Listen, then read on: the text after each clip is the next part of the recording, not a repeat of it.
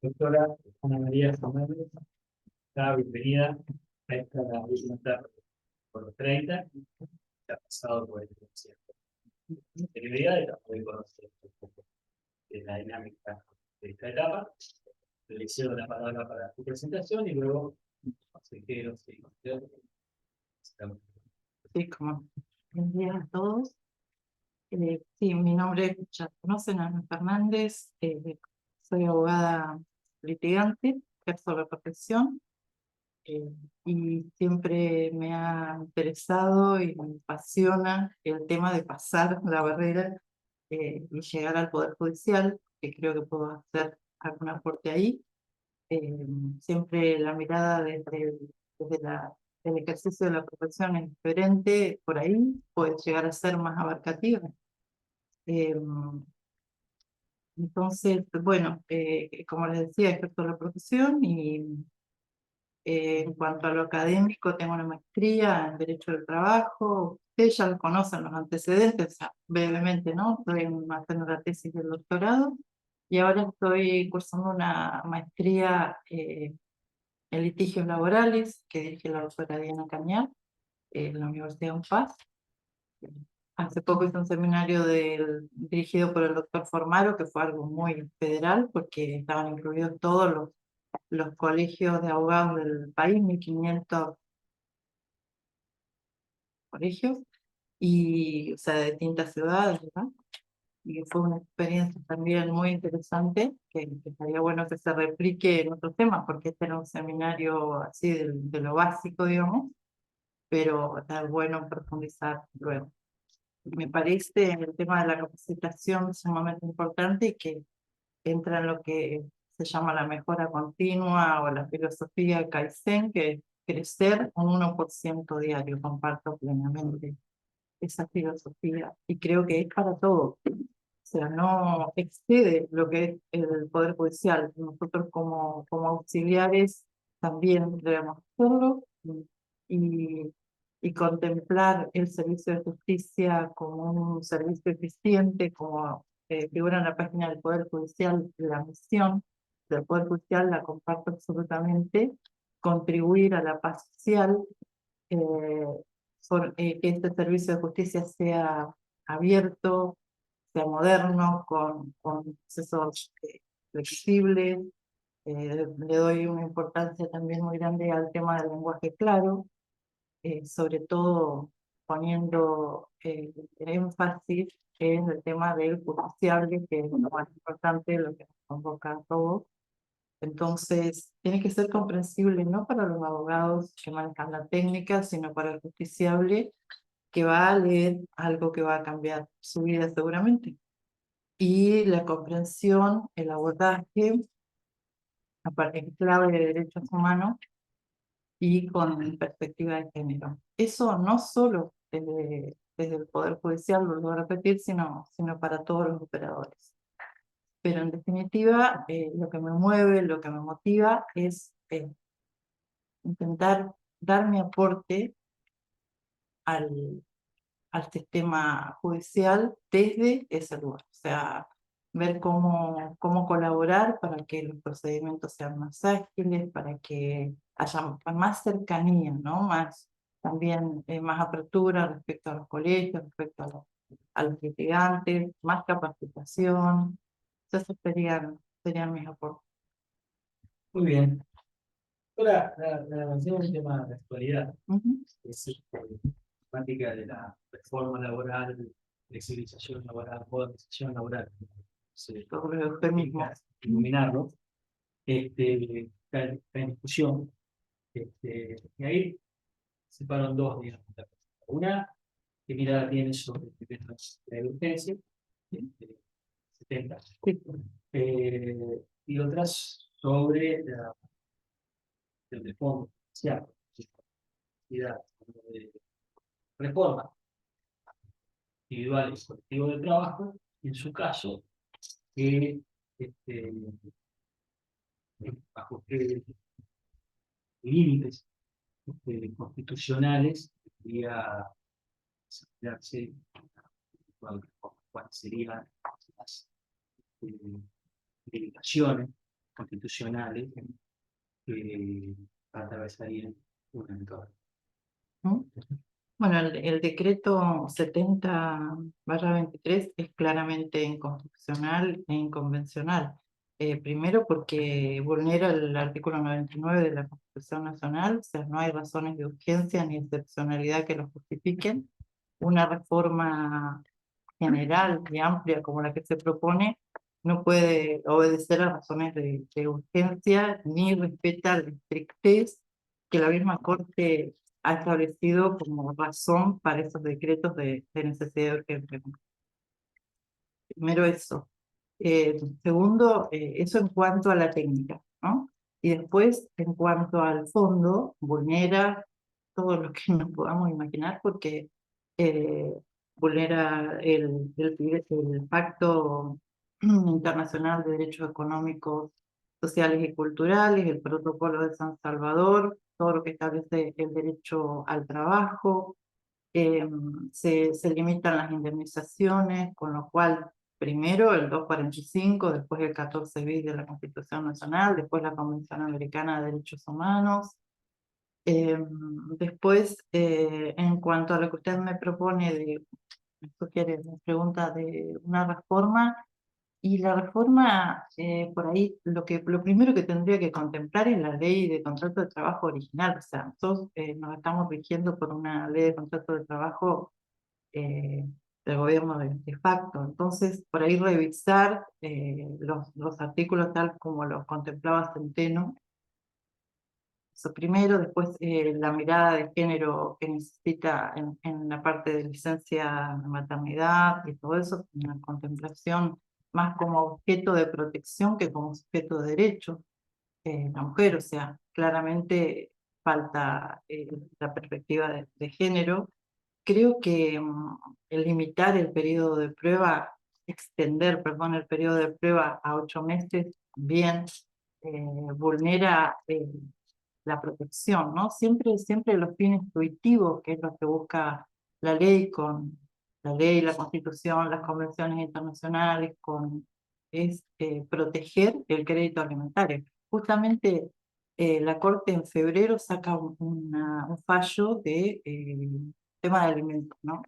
Y lo que dice es que no se puede, o sea, que el juzgador tiene que extremar el- la protección de los derechos alimentarios, pero parece que eso solamente rige para los temas de familia, no es tan rigurosa la Corte en lo que hace a los derechos laborales, porque después saca el fallo Oliva, limitando, no solo limitando la indemnización que se había fijado, sino no estableciendo qué límites qué pautas para actualizar, ¿no?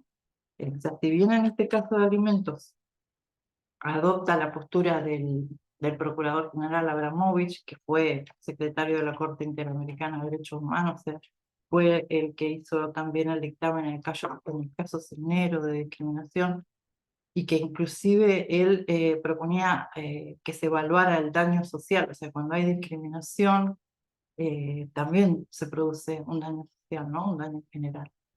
Entonces, volviendo a su pregunta, creo que sería importante en todo caso, una reforma eh, más que buscara mayor protección, asegurar la protección, ¿no? Asegurar, no dejar de lado el tema de las registraciones laborales, como también pretende el decreto. Por ahí en ese punto hacer hincapié en lo que es policía de trabajo, destinar más recursos, o sea, claramente también la 24013 no cumplió su objetivo, ¿no? Porque el trabajo clandestino sigue existiendo. Entonces, profundizar ahí, ver, debatir, digamos, siempre el pluralismo es lo esencial en todo esto, ¿no? Escuchar a todos los actores sociales, sindicales, que son los que están en el día a día, ¿no? A ver qué necesita el trabajador en cuanto a las condiciones de higiene y seguridad, la aplicación de los distintos convenios, 155, 189. En eso también es importante una postura fuerte sindical en cuanto a exigir eso, o sea, porque parece a veces que los convenios que se homologan, convenios de trabajo, las paritarias, atienen a lo que es estrictamente salarial. Y hay muchas otras cosas que por ahí se dejan de lado, ¿no? Como las condiciones laborales. Hace pocos días, en una audiencia de la que participé, se decía, bueno, que preguntaban qué tareas se hacían en un galpón de empaque puntualmente por lo que se discutía en el juicio, ¿no? Y se decía, bueno, la clasificación de la flota la hacen mujeres. Pero, ¿qué?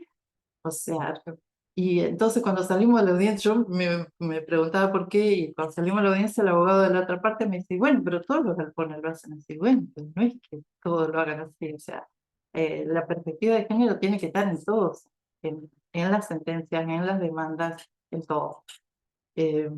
No sé si... Muy bien. Oh, Por favor. gracias. Buen día, doctora. Un poquito en relación a lo que dice la perspectiva de género tiene que estar en todos lados. ¿Cómo resolvería usted una situación con perspectiva de género cuando en dos tareas eh, iguales, gerentes de la compañía, que es exactamente la misma tarea, tienen la misma responsabilidad, pero la directora tiene un sueldo menor? ¿Cómo aplicaría usted la perspectiva de género en un caso así? Y en ese caso habría que, si lo reclamado fuera la diferencia salarial o el ajuste salarial, claramente habría que hacer lugar, ¿no? O sea, es igual remuneración por igual tarea. Eso también no solo, o sea, claramente viola el tema de la perspectiva de género, pero también los convenios iniciales, inclusive de la OIT, que obligan a esa paridad. Eso tiene que ver con el techo de cristal, porque a veces en apariencia sí, se llega a cargos mayores, pero la remuneración es menor. Además, ese concepto remunerativo hay que ver si también incluye el tema de las tareas de cuidado y todos los otros trabajos que realiza la mujer. Entonces, sí, ¿Y sí, eso no guardaría un poco de relación con lo que es violencia laboral? ¿No sería un tipo de sí, claro. Sí, sí, sí, sí, claro. Viola también el convenio 190 de la OIT y la recomendación 206. Sí, sí, es un caso sí, de violencia que, bueno, también la 26485 se obligaría además a una reparación económica por el daño causado, Bien. daño moral. ¿Conoce, cambiando de tema, conoce cómo el funcionamiento del juzgado por el cual está concursando? ¿Cuál es, qué prerrogativa tiene? ¿Cómo están las sentencias? ¿Tiene retraso? ¿Me podría describir un poquito eso? Sí, yo, por la experiencia que tengo en el juzgado aún de demandas nuevas, el doctor Ferreira, que se acaba de retirar, creo que le pone absolutamente todo el empeño porque por lo menos causas que tengo, vamos bien, aún causas complicadas, bueno, a veces creo que falta eso también, buena fe procesal, ¿no? Porque a veces es la apelación de la apelación, o sea, cuando a alguien se le tiene por incontestada la demanda y plantea una nulidad de la notificación cuando el domicilio que figura es el mismo que tiene los recibos. Es como, esto no contribuye a la celeridad procesal plenamente.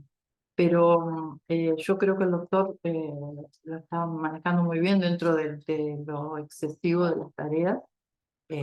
Obviamente hay atraso como en todos los juzgados, no solamente en este, sino en todos, por la cantidad de causas, por ahí porque se dilata mucho el procedimiento en la parte de la prueba. O sea, creo que la prueba informativa es excesiva y en muchos casos no es necesaria. También a veces creo que los peritos no terminan de dar informes claros y eso lleva a muchas impugnaciones, ¿no? Un caso concreto, por ejemplo, el perito ese sí tiene una dolencia, tiene dificultad, tiene limitación en la movilidad y no tiene que ver con el trabajo. No, que se tiene o no tiene que ver con el trabajo no es algo que decide el perito. Entonces, si tiene todos esos factores, ¿qué porcentaje de incapacidad tiene? Bueno, sí estuvimos, no sé, un montón de tiempo y el perito nunca dio el porcentaje de incapacidad.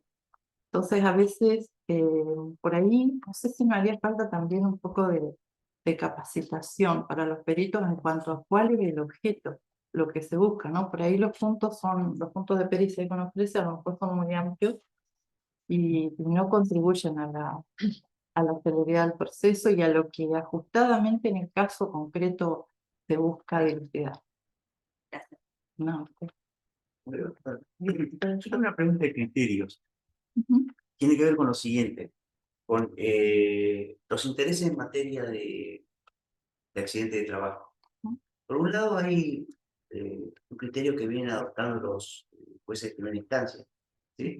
Que de alguna manera es contrario a lo que la Cámara eh, viene resolviendo. ¿Tiene conocimiento al respecto de los criterios? ¿Cuál criterio adoptaría usted en caso de ser designada? Sí, el criterio actual es el TEA, aplicar el índice TEA. Eso es lo que, bueno, o sea, es un tema que se transforma constantemente. El doctor es actor en eso, porque vemos la diferencia entre el fallo de Tamara y el fallo de Contreras, es abismal. O sea, el tema del momento sin duda es ese, cómo hacer para que los créditos complementarios no terminen pulverizados. O sea, creo que el doctor Cosentino, de hecho, poco antes de irse, dejó una sentencia sobre la inconstitucionalidad de la ley de la prohibición de indexar. Entonces, es el tema del momento. Creo que siempre eso debe estar en análisis, en continuo movimiento, y en ver de qué modo se puede asegurar el crédito del trabajador, que se mantenga incólume, aplicar el tema de las orientaciones de valor, todo lo que se pueda, digamos, para que el crédito se mantenga. Doctora, buen día. Buen día, Paco. Habló o le respondió a la consejera de Los Santos el tema de la demora. Por lo que entendí o pude percibir en su respuesta, la demora viene por la producción de la prueba, en las informativas, los puntos de pericia. ¿Usted cree que las demoras que se sufre hoy en el fuero laboral está vinculado a eso? ¿A la producción de la prueba, a la excesiva prueba que se provee? ¿Por ahí va la demora? Sí, a veces también hay un poco de demora en providencias y eso, y también creo que afecta el tema de que la providencia no sea autosuficiente. O sea, una providencia que dice no al lugar lleva a que se presente 1, 2, 3, un montón de escritos. Me ha pasado de tener un escrito de simple trámite en un mes para que salga la ¿Usted providencia. litiga en el Sí. fuero Sí. acá en Sí. Neuquén? Sí. ¿Sí? Sí. ¿Y qué opinión tiene el funcionamiento de las oficinas judiciales, del sistema que tenemos implementado en el fuero laboral?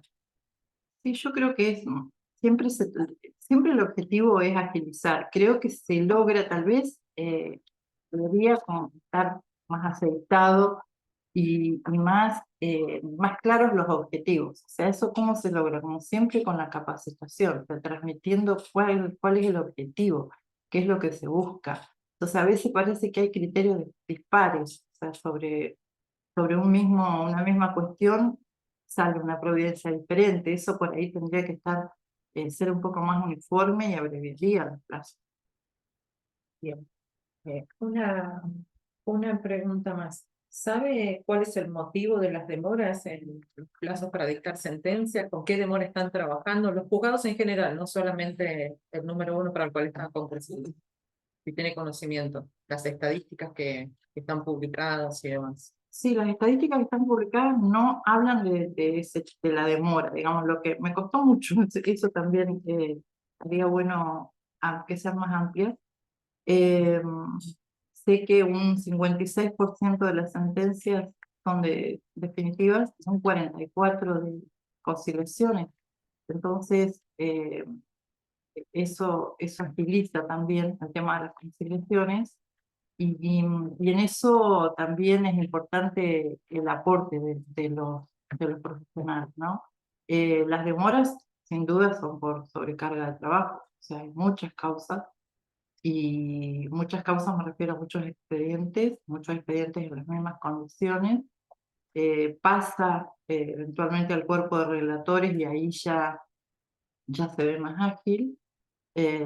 Así que hay demora, sido, y, y bueno, creo que por ahí no es necesario, digamos, una cosa que me parece que también hay que modificar es el tema de las sentencias excesivamente largas. O sea, hay sentencias de 100 hojas, que es lo mismo que las demandas de 100 hojas, nadie las lee.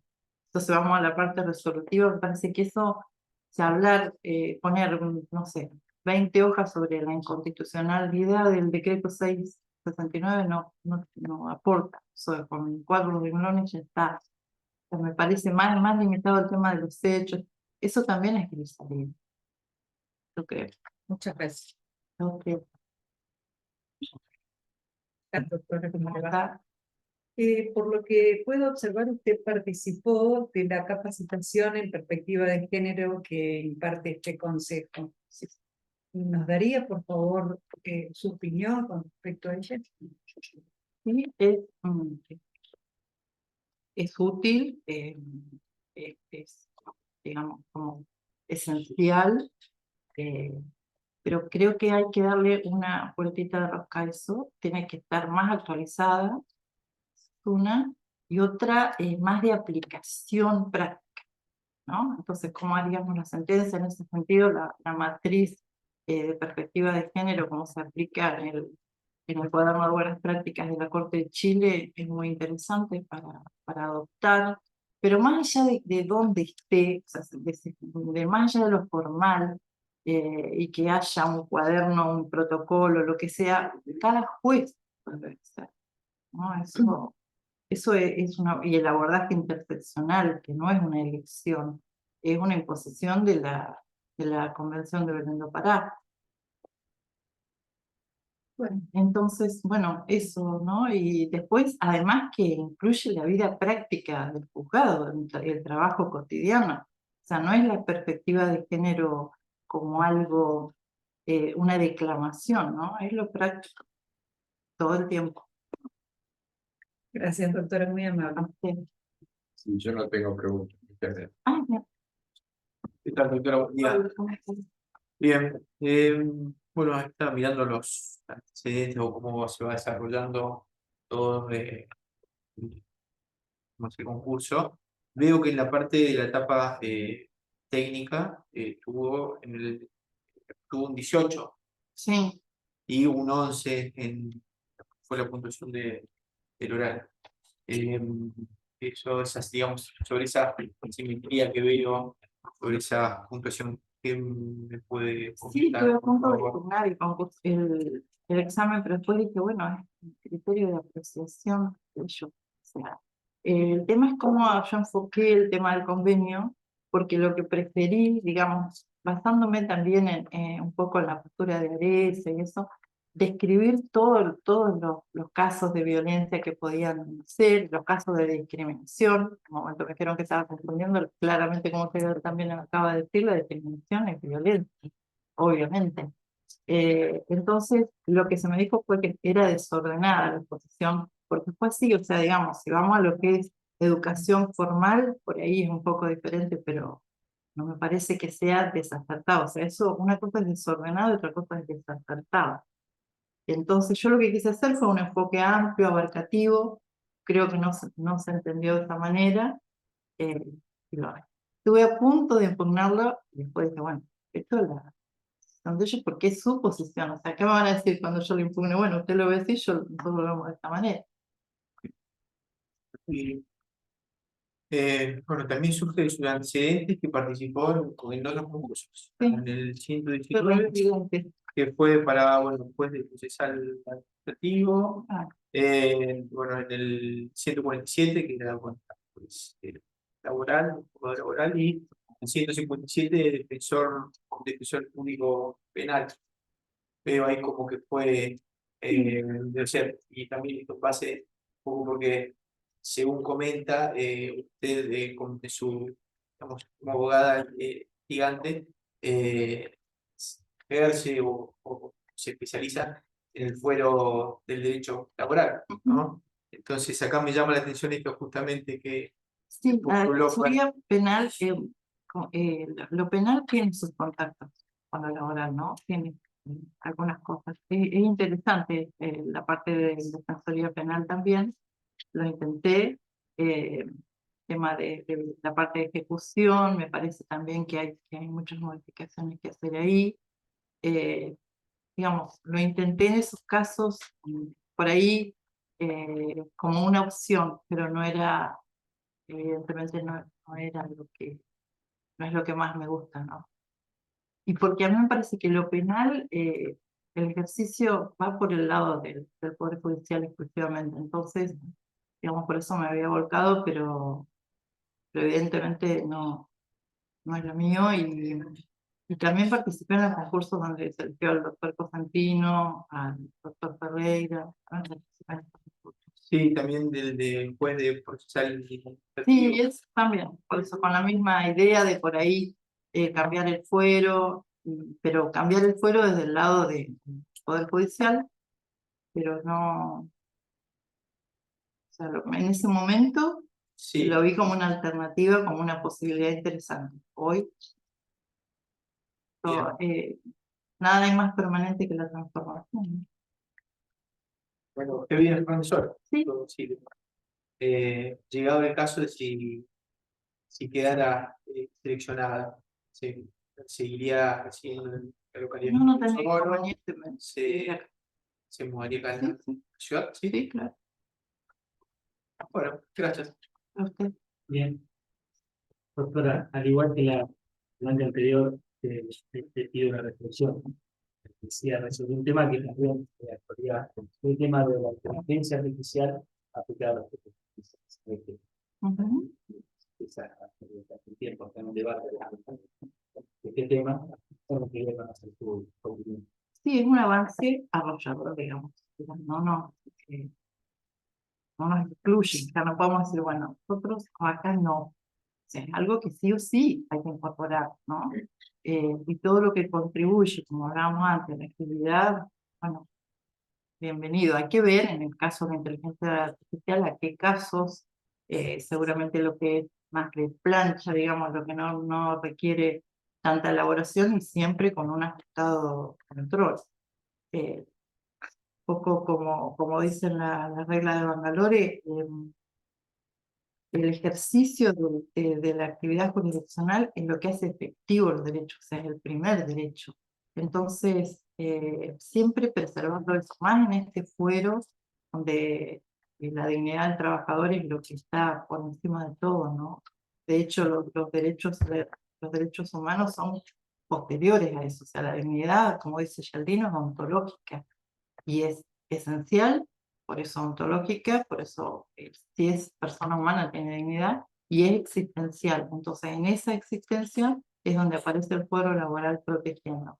Entonces, volviendo a esto, sin dejar de lado todos esos principios que son irrenunciables, insalvables y que unidireccionales, o sea, el principio de progresividad, el principio pro persona humana. Entonces, incorporar la tecnología con todas esas pautas no hay inconveniente.